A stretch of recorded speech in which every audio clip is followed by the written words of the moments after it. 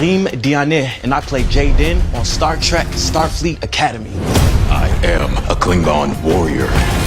The trick is not to let go of the past, but to let the present in. I'm playing a character named Jay-Den. Jay-Den Kraag is a Klingon. He is very different from any Klingons we've seen before. He's a medical student, so he's very different from the warrior Klingons that we're used to seeing on screen. But nonetheless, just as brave. My name is Jay-Den. Jay-Den? It means he who crosses oceans of fire. So, yeah. I'm Kyle. It means Kyle.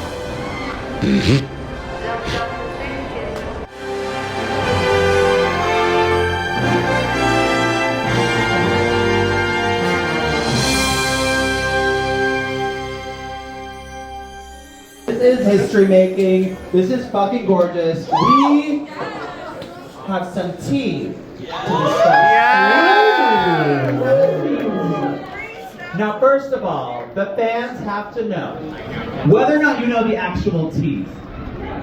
Where was Kyle at the end of the season? Okay, no bullshit. The truth on Kyle. Is it? Y'all can hear me? Yeah, Princess, can you turn that up a little bit for me, Alice? Thank you so much. The truth about Kyle. There it goes. You good? Oh, they can hear. They can hear. Okay, the truth about Kyle is Kyle was never intended to be like a bigger character. He really was intended to come for like maybe in episode 2 and disappear. But when the producers were watching back the footage and they watched our chemistry together, they fell in love with not just Kyle but also Dale, the actor that plays him. Such a sweetie, by the way. Such a sweetheart in real life too, truly. Yeah. So yes, season 2. I was there. I was there with, literally sitting with Gaia watching during our bar episode, and she goes to me and she is like, "Where's she from?"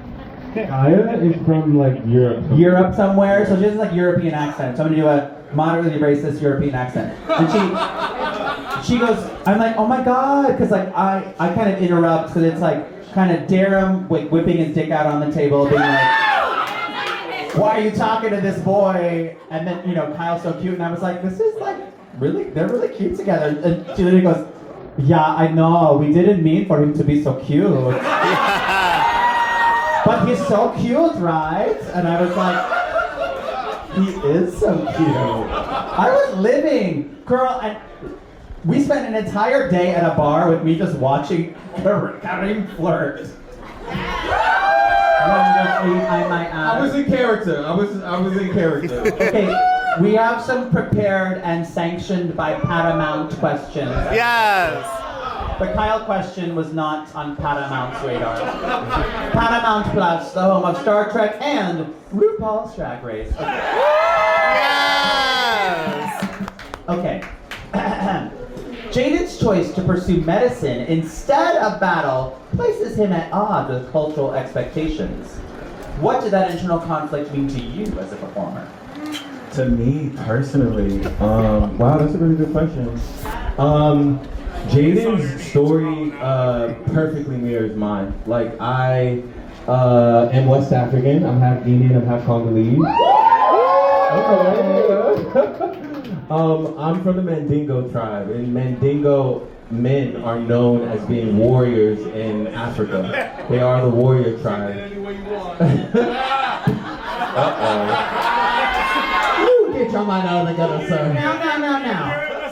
This has been too far.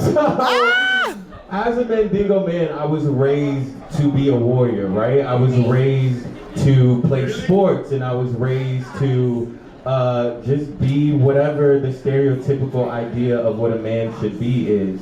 I fucking hated sports. I was bad at it too. Why would you want me on your basketball team? Like, I'm not gonna help you out. And so, yeah, seeing Jayden's journey is exactly like mine. I was like, fuck this. I want to go be an actor. I want to do art. And I packed my bags with $100, moved out to LA, and I did the thing. And that's exactly what Jay-Den is doing.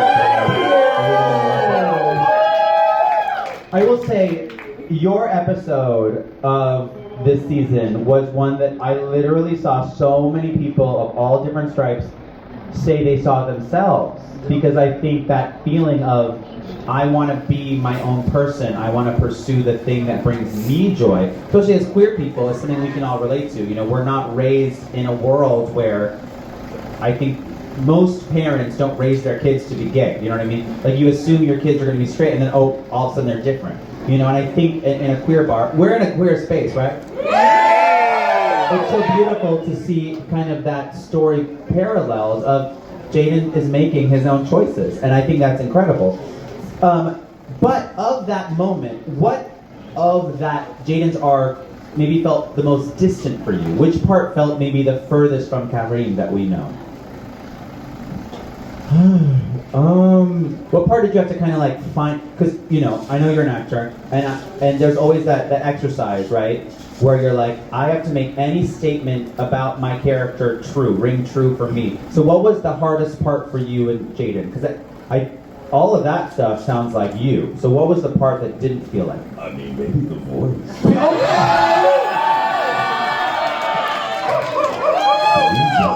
Now wait a minute. We do have a raffle that has, how much do we have in that raffle so far? $218. Okay, if we get that raffle up to $350, the winner will get Karim recording something on their voice notes. Oh shit. Raising money for the amazing to proudly go nonprofits. Do you like how I just upsell as we go? Baby. There's no money in the future, but there is still money right now. Okay, now... Thank you, Jackie. Thank you. Exactly. Now, in addition to creating this beautiful character that's connected to you, you are creating a character that comes from a long line and history and tradition of Klingons and Star Trek. So, what of those amazing portrayals and previous iterations of Klingons did you take into the room with you? What did you watch? What did you kind of absorb? What did you bring into Jay-Den? Yeah, I mean, obviously I watched as much Worf as I could. I definitely did my homework on that. But then I also really paid attention to Alexander, right? Yeah. Because I wanted to see the other side of it. And then once I kind of got like, okay, this is the standard, this is where it's at, then I let it go. And I kind of created Jay-Den myself. Period! Okay, and now I know this because I was there with you. You had to be in the makeup chair for how many hours? Because this was crazy to me. So here's the thing, and it is a question, but if there are scenes where you don't see Jay-Den, it's because poor Karim had to be either in that makeup chair getting the makeup put on or makeup taken off. So a lot of people were DMing me like, oh, we didn't see you a lot in like episode 8, 9, 10, and I think I responded like, oh guys, like, you know, there's a lot of characters we gotta make, but the truth is, bitch, there are labor laws in Toronto. The producers were like, bro, you need to sit down. This is a lot. And at first, I was trying to go hard. I was like, no, put me in 8, put me in 9, put me in 10. Like, I got it like this. And then 8 came around, and I was like, oh, wait, hold on, guys. Actually, like, I don't mind sitting down for this for a couple episodes, because it is, you never know until you're really in it. You're waking up at times I have never been up at. Like, I'm up at 1 a.m. to get to work at 2. And cameras aren't up till 10. Cameras aren't up until 10 a.m. and I'm at work at 2, butt in a chair. They're doing my makeup for 5 hours every single day. We are filming between 18 to 20 hours Monday through Friday. Saturday and Sundays are rehearsal. I was working 100+ hour weeks, bitch. I have never worked this hard in my life. Make some noise for that. I saw it because we filmed, in the episode I was in, we filmed all of your coverage first, and I was like, okay, diva. And then they were like, no, she's been in that chair for hours, girl. And then you had to leave before we finished, because that was the end of that episode when we all wrapped at that bar was like a party. I was like, let's turn it up, and you had to leave. I was like, it's crazy. So for those, you know, but let your head canon explain it that maybe Jay-Den is a private person. Maybe Jay-Den needs his alone time. A little space. A little alone time, do some meditations. He's got 2 dicks, so. And who informed informed Karim that Klingons have 2 dicks. It was you? Was it you? Was it you, mama? You were like, rip them out. We are on set, and I was like, girl, you know you have 2 dicks, so. I did do that. Wow, we're shocked. So, I think you were the one that told me. that's what I'm saying. Hello. I remember, and then we pulled up the video and saw them pacing, and I was like, oh! That's what I was like. Well, when I saw you flirting with Darren and Kyle, and I was like, why not both?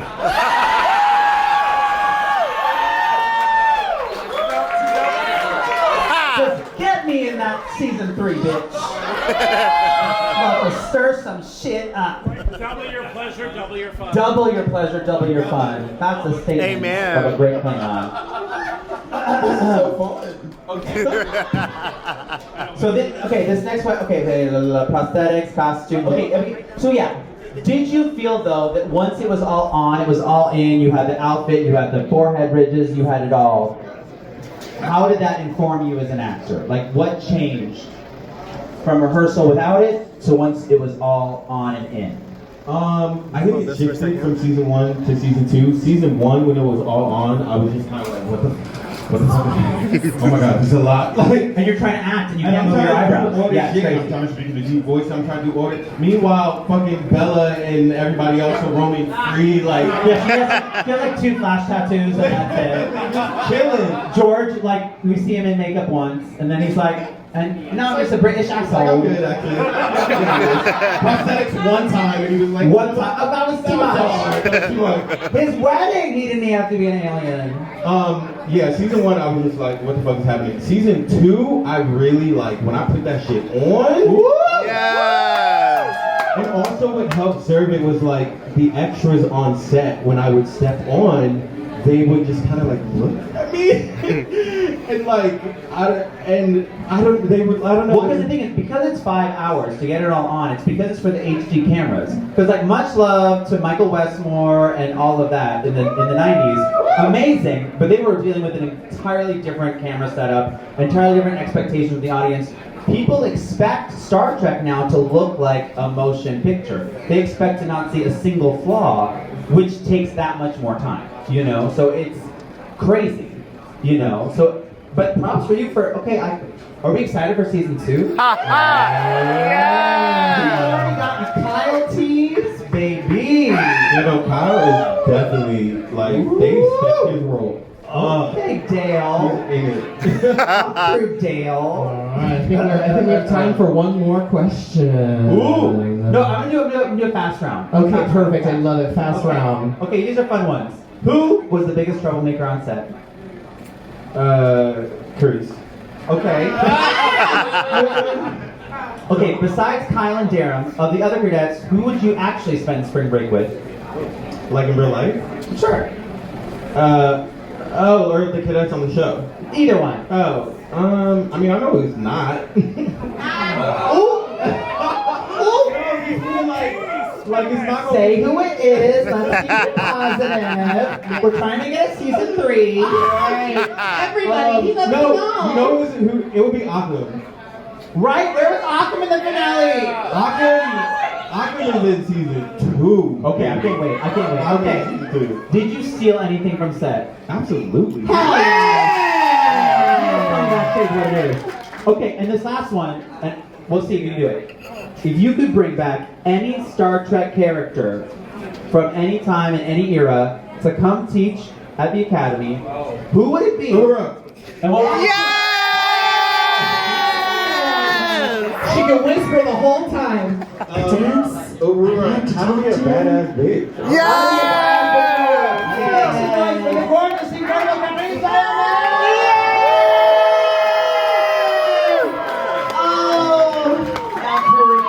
We have a goodie bag for you. I guess this is all I had in my apartment, but Merry Christmas.